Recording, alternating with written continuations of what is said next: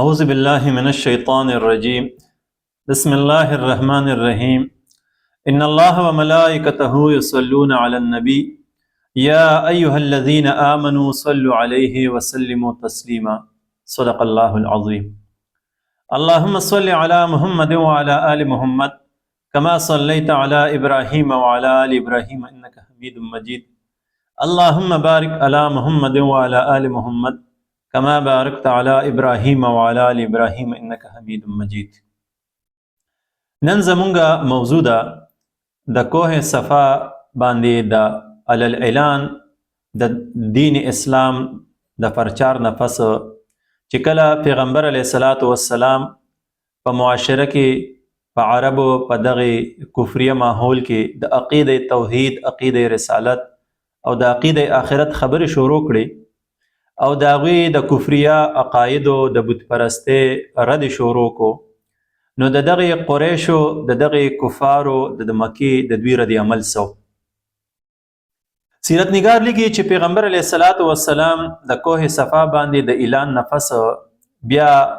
په دغه کفریه معاشره کې د الله تعالی د دې حکم نفس کې پس دع بما تؤمر واعرض عن المشرکین،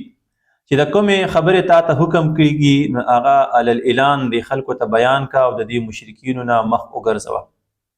د دې نه پس د الله رسول په دې معاشره کې د عقیده توحید خبرې شروع کړي، خلکو ته دا وویل چې الله تعالی یو دی، یو ومني. د عقیده رسالت خبرې شروع کړي چې د الله رسول ومني او د خپل بت پرستی او د شرکیات او د خرافات پرېږدي. عقیده آخرت ومني، د په آخرت ایمان راوړي چې یو ورځ راتلونکې ده په هغې به موږ سره حساب کتاب کیږي. نو چې کله پیغمبر علیه السلام دا درې خبرې وکړې نو د دې په مقابله کې بیا د قریش دا راجمع شو، دغه مشرکین د مکې، او د پیغمبر علیه الصلاۃ والسلام خلاف مشورې شروع کړې او د ده تره ابو لهب خپل ملګری کو او فیصله دا وشوه چې د دې پیغمبر علیه الصلاۃ والسلام د دې خبرو مقابله خو مونږه د دلیل په بنیاد نشو کولی، البته دا ویلی شو چې دې زمونږ خدایانو ته بدې ردې وای. نو مونږ به د دې باره کې د تره ابو طالب سره ملاقات وکړو او ابو طالب له به دمکي ورکو چې هغه د خپل ورواره منی کی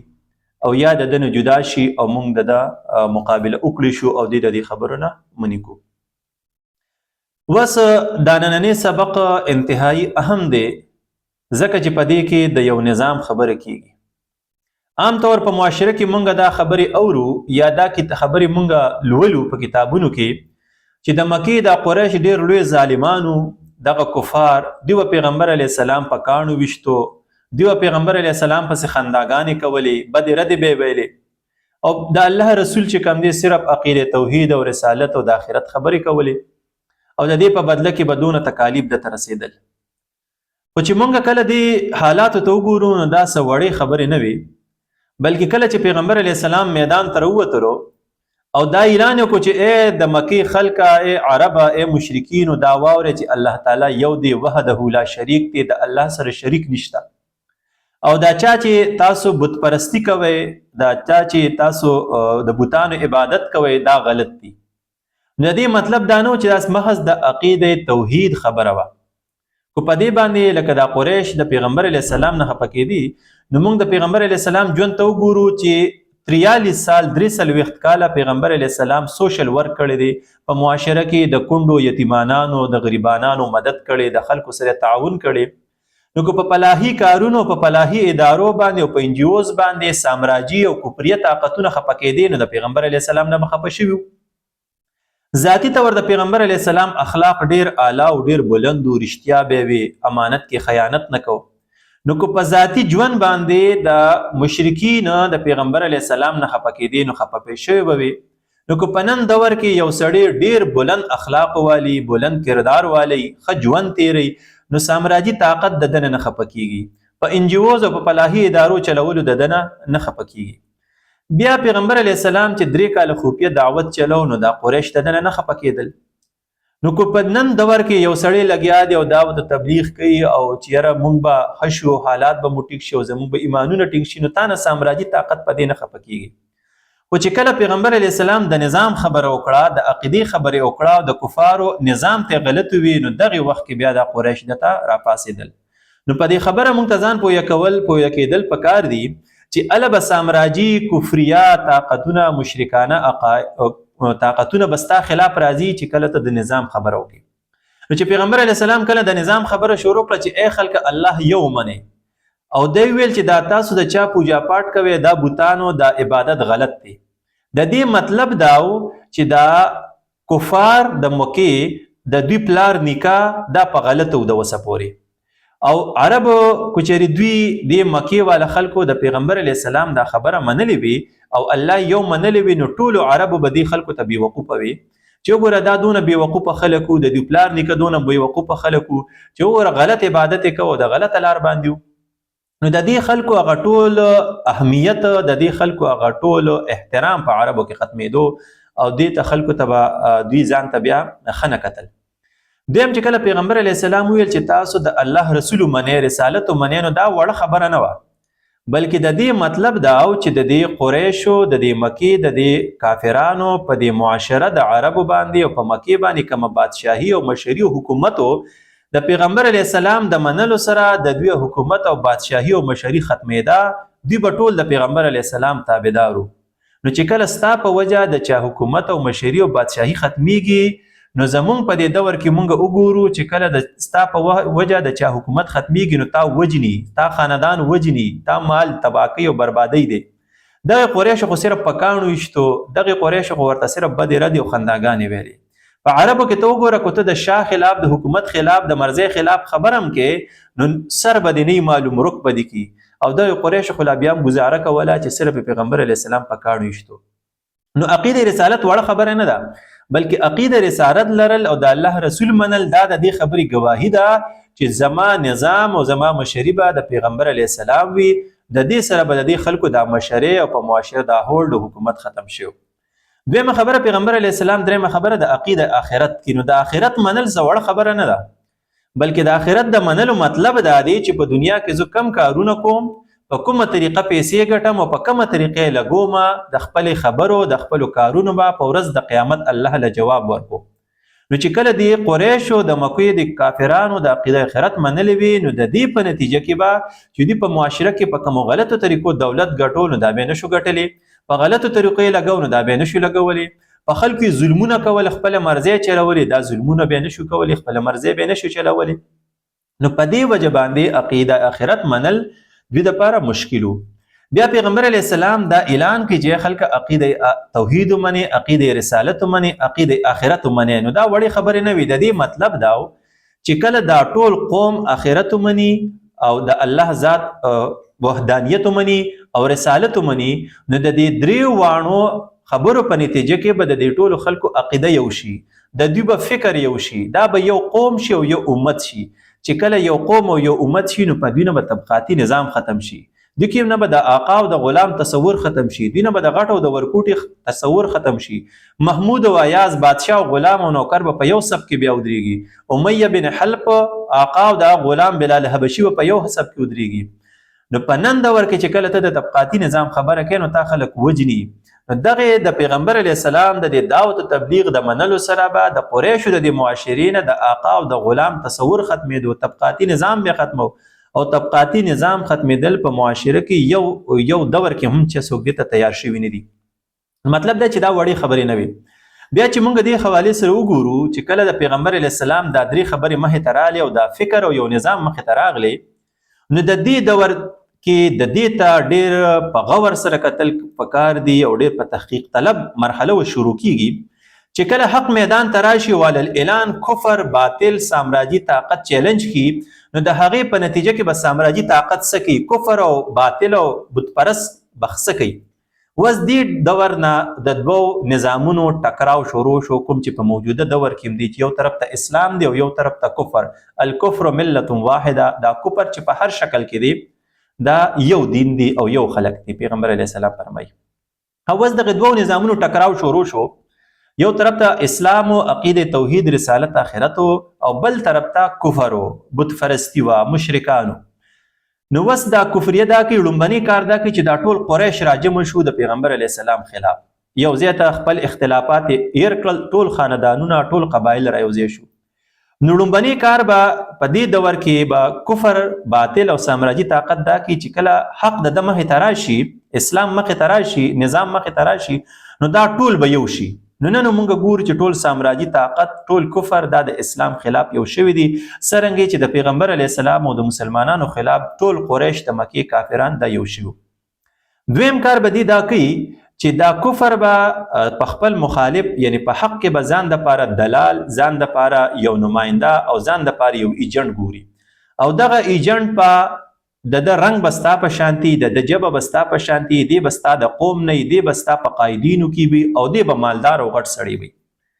نو دغه رنګې د هغوی د پیغمبر علیه السلام د خاندان نه انتخاب د ابولهب وکړو. ابولهب د پیغمبر علیه السلام د بنو هاشم په سردارانو کې، په معاشره کې یو لوی مقام لرلو، په قایدینو کې ډېر لوی مالدار دولتمند سړی.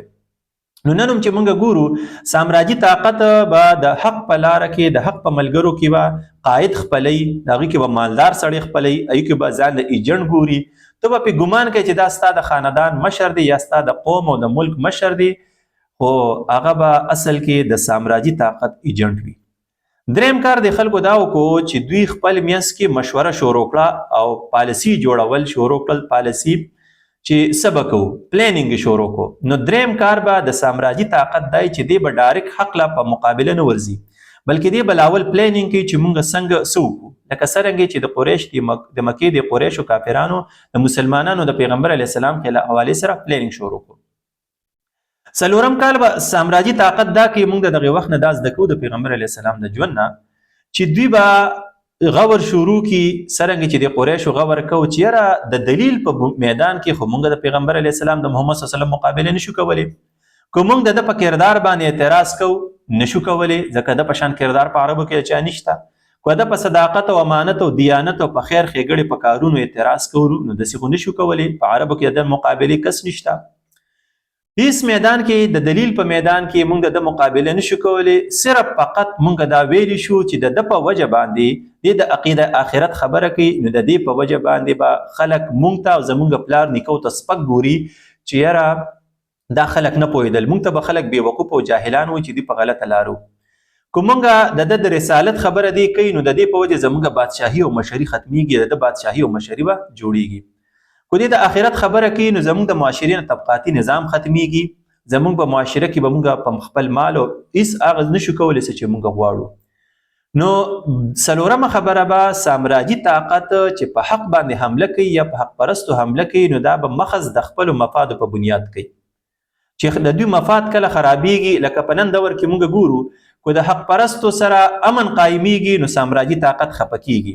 ځکه چې تا حوالې سره ستا په ځای کې امن قایم شو، د هغوی اسلحه به څوک اخلي. که ته معاشي حوالې سره مضبوطیږي هغوی ته تکلیف وي، ځکه هغوی نه به قرضه څوک کوي. که په ته ساینس او ټکنالوژي کې مخکې کېږي هغوی ته به تکلیف وي، ځکه ته ورته پلار جوړېږي. که په ته په علم په میدان کې او په عقل او شعور په میدان کې مخکې کېږي نو بیا به تا ته هغوی ته مسله دا جوړېږي چې ته به پوهېږي، او چې ته کله پوهه شي نو د هغوی د غلامۍ نه به خلاصېږي او هغوی ته غلامۍ خلاصېدو ته پرېږدي نه. نو څرنګه چې د قریشو د مکې د کفارو د پیغمبر علیه السلام حوالې سره کم اقدامات شروع کړل، نو مخص د خپلو مفادو د متاثره کېدو په بنیاد شروع کړل. بیا به پنځم سټپ دوی دا دی چې دوی به ستا سره ستا ملګري، ستا مشران به دباوي، هغوی له به دمکي ورکوي چې د هغوی جذبات معلوم کړي. لکه دا خلک رالل د قریش د مکې ابو طالب ته کېناستل چې ستا د دې رواره په وجه باندې زمونږ مشران، زمونږ خلک بېوقوفه ګڼي، زمونږ عزت ته خطره ده، زمونږ خدایانو ته خطره ده، لہذا ته د خپل وراره دې منې کا، او که نه شي منې کولی نو د ده نه جدا شه، ورنه موږ به ستاسو خلاف راپاسو. نو ابو طالب چې دا خبرې واورېدې نو دا ورته وی ټیک ته موږ به په دې سوچ او فکر وکړو. اوس د دې خبرې نه ډېر واضح سبق موږ ته دا میلاویږي چې سامراجي طاقت به ډایرکټ په تا حمله نه کوي، لاول به تا له دمکي درکوي، لاول به ستا سرپرست له دمکي ورکوي، اول به تا یری، ستا جذبات په معلوموي. که ته ویرېدې نو د هغه فایده وشو، که ونه یریدې نو تا به بیا د یو بل نه جدا کوي. او که چېرې ته ونه یرولې یا جدا نه کړې شوې نو دې تا ته هېڅ قسمه نقصان نشي در رسولی. وز دا ستا په زمونږ په مشر باندې انحصار کوي چې آیا دې د سامراجي طاقت نه یریږي، په روب کې راځي او که نه. دا په مونږ انحصار کوي یا په حق پرستو انحصار کوي چې آیا دې د سامراجي طاقت په وینا په وجه باندې په ده کې اختلاف راځي او که نه. د ابو طالب دې ژوند ته مونږ وګورو نو د د قیادت صفات دا و چې یو خو دې ونه یریدو، دویم دې د پیغمبر علیه السلام د تعاون نه جدا نشو، نو د ده په موجودګۍ کې تر د مرګه پورې بلکې د پیغمبر علیه السلام د وفاته پورې دې قریشو خو دین اسلام قبول کړی شو، خو دغه مسلمانان یا پیغمبر علیه السلام نه د خپل دین نه واپس کړی شو، نه دوی ته څه نقصان ورسولی شو. نو په دې کې حق پرستو دپاره یا اسلام والا اسلام پسندو دپاره دا خبره ده چې دې د سامراجي طاقت د دمکي نه ونه یریږي، په خپل منځ کې اختلاف پیدا نه کړي او په خپل مقصد باندې مضبوط ودرېږي، نو سامراجي طاقت دته نقصان نشي رسولی. به هر حال زموږ د دې ټول سبق خلاصه نن دا شوه چې عقیده توحید محض عقیده نه ده، بلکې دا په دنیا کې د کفریه نظام نه ځان له یو نظام د دې په بنیاد جوړیږي. عقیده رسالت محض یو عقیده نه ده، بلکې د عقیده رسالت د منلو نه پس په ټوله دنیا یا په منونکي باندې به صرف د پیغمبر علیه السلام او د دین اسلام خبره منل کیږي او پیغمبر علیه السلام به د دوی قائد وي، نورو د خلکو د غلامۍ نه به دا خلک آزاد شي. عقیده آخرت محض عقیده نه ده، بلکې د دې عقیدې په منلو سره به انسان په خپل قول او فعل ذمہ دار جوړیږي، دی به د ځناورو غوندې ژوند په معاشره کې نه کوي، بلکې دی به یو ذمہ دار ژوند تیروي. د عقیده آخرت او رسالت او آخرت توحید رسالت او آخرت په منلو په بنیاد به ټول مسلمانان یو امت یو قوم جوړیږي، د دوی نه به ذات فات د دوی نه به غټ ورکوټي او آقا او شاه او ګدا به تصور ختمیږي، طبقاتي نظام به ختمیږي او دا خلک به لکه د بلال حبشي رضی الله تعالی عنه او د قریشو د سردارانو په شان په یو صف کې ودرېږي. کله چې دا نظام مخې له راشي نو باطل یا سامراجي یا کفریه یا بت پرست یا مشرکانه نظام به لومبني داسې کوي چې ستا خلاف پر یوځای کیږي، بیا چې را یوځای شي دوی نو ستا د قوم نه به ځان له دلال ایجنټ غوره کوي، منتخب کوي او دا به عموما ستا د قوم په غټانو کې په مشرانو کې وي او په مالدارو خلکو کې وي. دریم به دوی باقاعده پلانینګ کوي، بغیر پلانینګ به پته هم نه کوي. څلورم به دا خلک د خپل مخز د خپلو مفادو ته د نقصان په بنیاد باندې تا ته لاس ته رچي، د دلیل په بنیاد ستا مقابله نشي کولی. پنځمه خبره دی به تا یری او تاسو کې به اختلافات راولي یا به مشر ستا یری او ستا نه به جدا کوي او پس د هغې نه به دې ته نقصان رسوي.